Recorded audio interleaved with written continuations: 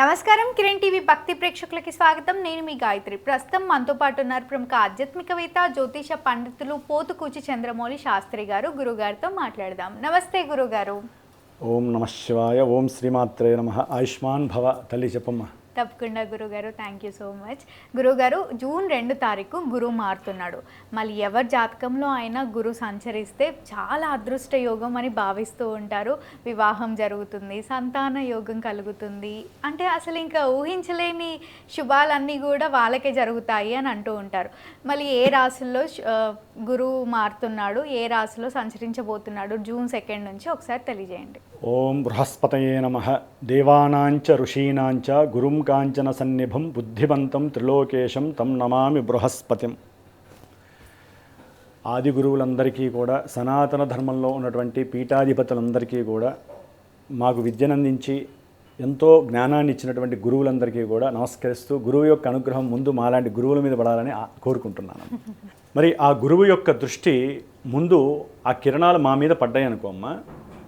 గురువుల యొక్క ఆరోగ్యము, వారికి ఉన్నటువంటి బుద్ధి జ్ఞానము అన్నీ కూడా ఎంతోమందికి కిరణాల రూపకంగా వెళ్తూ వాళ్ళందరికీ కూడా శుభం జరగడానికి అవకాశం ఉంటుంది. కాబట్టి ఈ గురువు ముఖ్యంగా రేపు జూన్ 2వ తేదీన అధిక జ్యేష్ఠ మాసంలో మంగళవారం రోజున సాయంత్రమో రాత్రో కర్కాటక రాశి తన ఉచ్చస్థిత రాశి.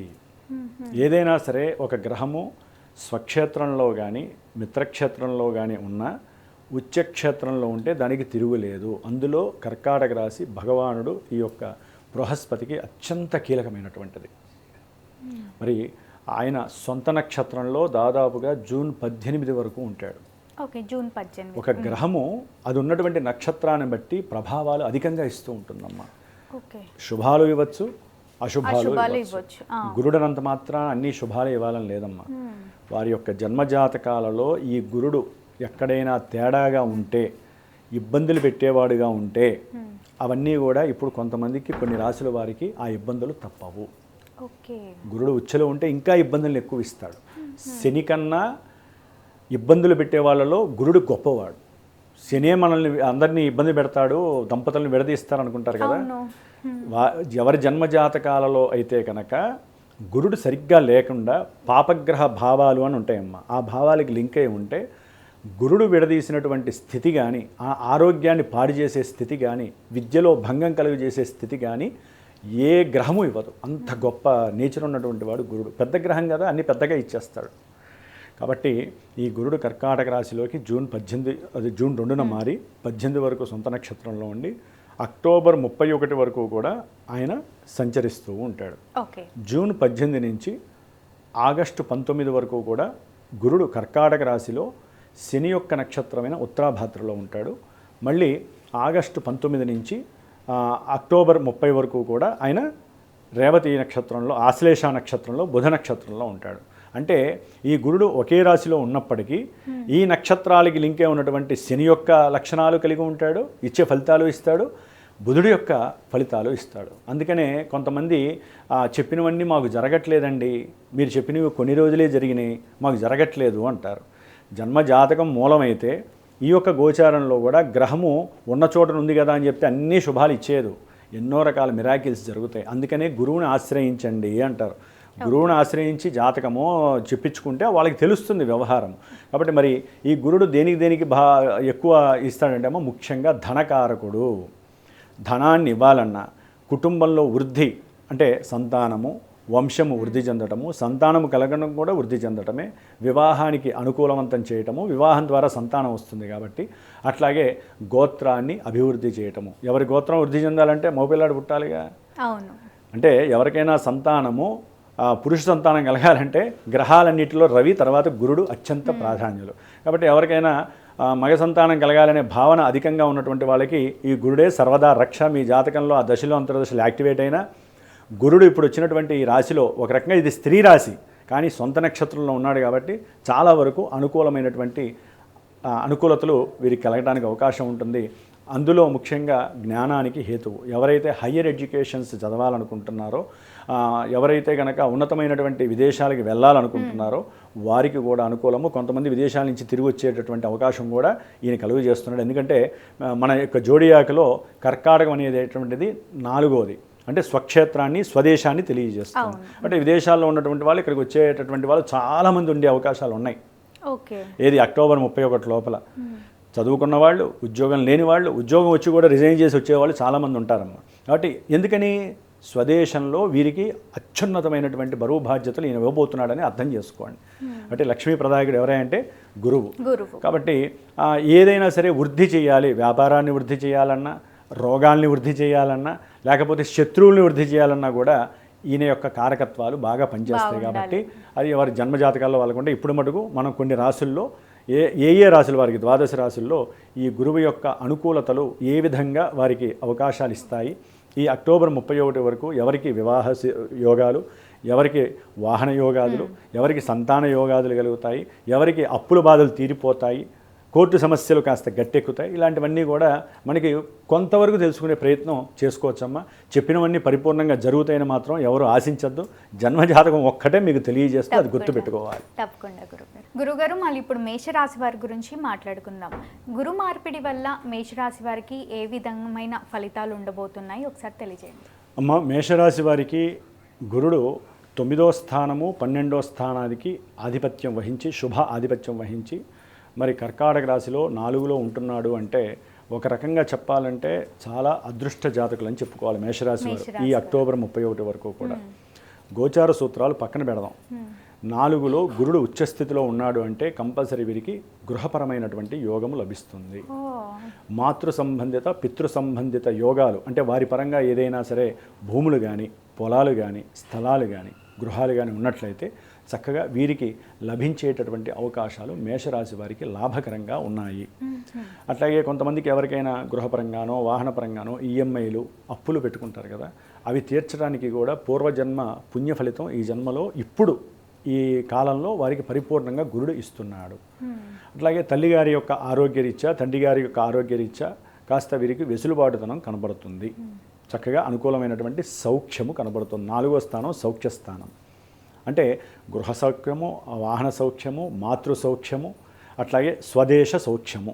ఇందా మనం చెప్పుకున్నట్టుగా విదేశాలలో ఉన్నవాళ్ళు ఒక్కోసారి చాలామంది ఇక్కడికి వచ్చి స్వదేశంలో మాతృ సౌఖ్యాన్ని పరిపూర్ణంగా అనుభవించేటటువంటి యోగము కూడా ఉన్నది. అట్లాగే కొంతమంది ఉన్నతమైనటువంటి విద్యల పరంగా విదేశాలకు వెళ్ళటానికి కూడా ఇది అనుకూలమైన కాలము. గురువు 4వ స్థానంలో ఉండి శనిని చూస్తున్నాడు, తన యొక్క స్వక్షేత్రంలో ఉన్నటువంటి శనిని 9వ స్థానం. అంటే వీరు ఏదైనా నది తీర్థయాత్రలకు వెళ్ళటము అంటే స్నానాలు, మనకి జూన్ 2న ఒక శుభ ఫలితం వస్తుంది, యమునా నది పుష్కరాలు వస్తున్నాయి. కాబట్టి కంపల్సరీ వారు గనక ఈ మేషరాశి వారు యమునా నది స్నాన పుష్కరాలకు వెళ్ళి స్నానం చేసిన, అది హరిద్వార్ కావచ్చు, మనకి ఉన్నటువంటి కాశీ దగ్గర ఉన్నటువంటి ప్రయాగ కావచ్చు, ఏదైనా సరే వెళ్ళి చేసి రావడం అనేటటువంటిది చాలా వరకు అనుకూలంగా జరుగుతుంది. ప్రయాణాలు అధికంగా ఉంటాయి. చరరాశిలో ఉన్నటువంటి గురుడు ప్రయాణాలు అధికంగా ఇస్తాడు, దూర ప్రయాణాలు. కొంతమంది దూర ప్రాంతాలకి అంటే మన దేశంలో ఉన్నటువంటి దూర ప్రాంతాలకు వెళ్ళి ఆనందాన్ని, సౌఖ్యాన్ని, దేవతా స్పర్శలని అంటే దేవాలయంలో కొన్ని చోట్ల దేవతల్ని స్పర్శించుకొని ఆనందాన్ని అనుభవించే పరిస్థితులు ఉంటాయి. అలాంటి అవకాశాలు కూడా మేషరాశి వారికి చాలా అనుకూలంగా ఉన్నాయి. ఒక రకంగా చెప్పాలంటే వికసిస్తున్నటువంటి తామర పుష్పము ఏ విధంగా అయితే సూర్యకిరణాలకి లోబడి ఆనందంగా అది చూసినప్పుడు ఆనందపడతామో, వీరి జీవితంలో కూడా సౌఖ్యము ఇప్పటివరకు ఎన్నో నెలల బట్టి బీభత్సంగా అనుభవిస్తున్నటువంటి మేషరాశి వారికి గురువు యొక్క దృష్టి శని మీద పడడం వలన ఏలినాడి శని ప్రభావం తగ్గుతుంది. ప్లస్ జూన్ 18 నుంచి ఆయన ఆగస్టు 19 వరకు శని నక్షత్రంలో ఉంటాడు. కాబట్టి ఒక రకంగా చెప్పాలంటే అఖండమైనటువంటి విద్య, విదేశాలకు సంబంధించిన విద్య ఎందు వీళ్ళు బాగా ఎక్కువగా సౌఖ్యంగా చదివే అవకాశం లభిస్తుంది. పెద్ద పెద్ద చదువులకి అవకాశం తీసుకుంటారు. అట్లాగే ఉద్యోగంలో కొంచెం స్వల్ప మార్పులు కలగటానికి అవకాశం ఉంటుంది. అట్లాగే కొంతమంది గృహములు, వాహనములు అమ్ముకునేటటువంటి పరిస్థితి ఆ 2 నెలల కాలంలో ఉంటుంది. అమ్ముకోవడం అంటే అమ్ముకొని ఇంకో ఏదన్నా కొత్తది రీమోడలింగ్గా కొనుక్కునే అవకాశాలు కూడా పెద్దవి. ఇప్పుడు చిన్న ఇంట్లో ఉంటారు 60 గజాలు, వాళ్ళకి బాగా కలిసి వస్తుంది. ఏం చేస్తారు, 600 గజాలు దాంట్లోకి వెళ్ళిపోతారు. కొంతమంది ఆల్రెడీ అరే మేము అపార్ట్మెంట్ కడుతున్నాం, ఆ బిల్డర్ సరిగ్గా ఇవ్వట్లేదు అనుకున్న వాళ్ళకి బిల్డరు వెంటనే ఫోన్ చేసి ఎప్పుడు గురుడు ఆశ్లేష నక్షత్రంలోకి వచ్చినప్పుడు ఫోన్ చేస్తాడు, అమ్మ మీరు వచ్చి స్వాధీనం చేసుకోండి అని. ఇవన్నీ జరగడానికి అవకాశాలు ఉన్నాయి వీళ్ళకి. దాన్ని గృహయోగం అంటారు. అంటే గృహయోగం లోపలికి వెళ్తే ఇలాంటివి చాలా చాలా చర్చించుకోవచ్చు. కాబట్టి ఈ విధంగా మేషరాశి వారికి గురువు యొక్క బలము చాలా చాలా అచంచలంగా ఉంది. ఎప్పుడు తిరుగుతూనే ఉంటారు. అక్టోబర్ 31 వరకు కూడా వీరికి ధనపరమైనటువంటి ఫ్లోటింగు బాగుంటుంది. అట్లాగే ఫ్లోటింగ్ వచ్చేటప్పుడు దానికి తగ్గట్టుగా ఖర్చులు కూడా అట్లాగే ఉంటాయి. పెట్రోల్ ఖర్చులు, వాహనం తిరుగుతూ ఉంటే ఏమవుతుందమ్మా, పెట్రోల్ డీజిల్ ఖర్చులు అధికంగా ఉంటాయి. మంచినీళ్ళ ప్రాయంలాగా ధనము ఖర్చే అవకాశం ఉంటుంది. కొంతమందికి సంతానపరమైనటువంటి అనుకూలతలు కూడా, అంటే ప్రెగ్నెన్సీ అయ్యేటటువంటి అవకాశాలు కూడా ఈ గురుడు 4లో ఉండటం ద్వారా కలగటానికి, అంటే మాతృ సౌఖ్యాన్ని కలుగజేస్తుందంటే మాతృత్వ సంపదని ఇస్తుంది స్త్రీలకి. ఈ మేషరాశి స్త్రీలకి మాతృ సంపదని ఇస్తుంది. అంటే ఏంటమ్మా, తల్లి గర్భం ధరించడమే కదా.